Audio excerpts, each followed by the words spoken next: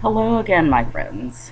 Alright, this video is to address some messages I've gotten in my inbox as a response to some things I said in the LGBT theism video. Um, Unfortunately, I guess these people didn't feel like they could start a dialogue in the comments, which is fine. Not going to out anybody here. But firstly, one thing I do want to say. That deal breaker is just like any other deal breaker. I've heard so many people say, well, political persuasion and religious beliefs should not stand in the way of love. But to me, that's just not true. Things like politics and religious belief, um, that's very representative of a person's core values. And for a long term relationship to work, those things have to be kind of on the same plane. And I got a couple of messages disagreeing with that. And one girl even said she was insulted that that and that alone would make me not date her. Now, we all have deal breakers, like I said. And that's no different. The only reason that scene is different is because religion gets a disgusting, ridiculous amount of respect in our society. Amount of respect it doesn't deserve.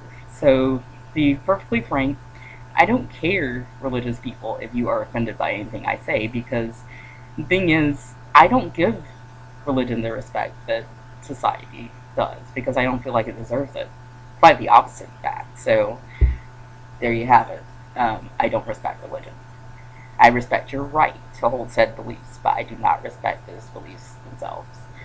And one thing I can agree with Christians on is that you should be in the area of religious belief, or lack thereof, what they call equally yoked.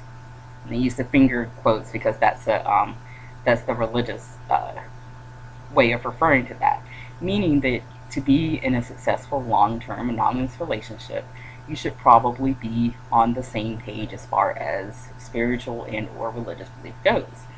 The reason I agree with this is because, having grown up religious and been around religion my entire life, I realized that it's more than just a belief.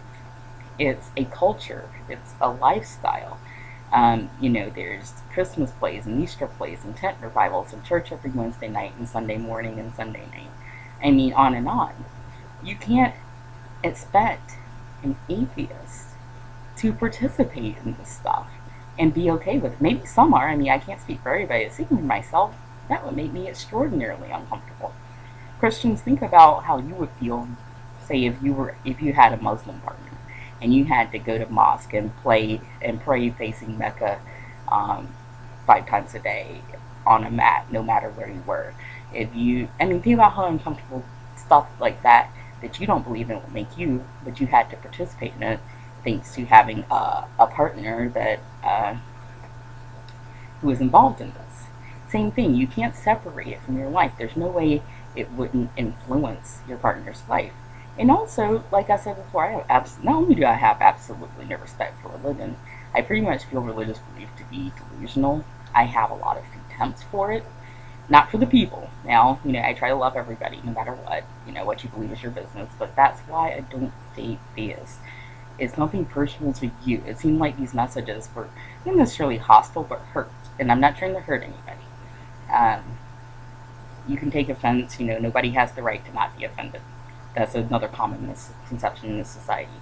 But there's a million and one reasons that faith versus no faith relationships, you're just begging for an automatic point of contention. And aren't relationships hard enough to make work already without going into them with something that's automatically going to be a point of contention and resentment?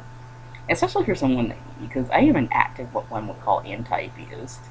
I am active in atheist activism. I am writing a book detailing how religion harmed me. I work against religious influence in wider society. I don't think a theist would want to date someone like that, and I know I don't want to have to hold my tongue or give respect to something that I really don't have any respect for. I could go on and on and on about the reasons that dating someone who believes in a higher power is not for me. But folks from the inbox, this is for you. And for anybody else who disagrees with that being the hard and steadfast deal breaker that it is. If you have any questions about that, go ahead and write in the comments. I really hope that you get up in there, even if it means making a completely fake account just for the sake of, commenting on this if you don't want to out yourself. I really hope that you start a dialogue in the comment section on this point rather than inboxing me, because you already know what I think.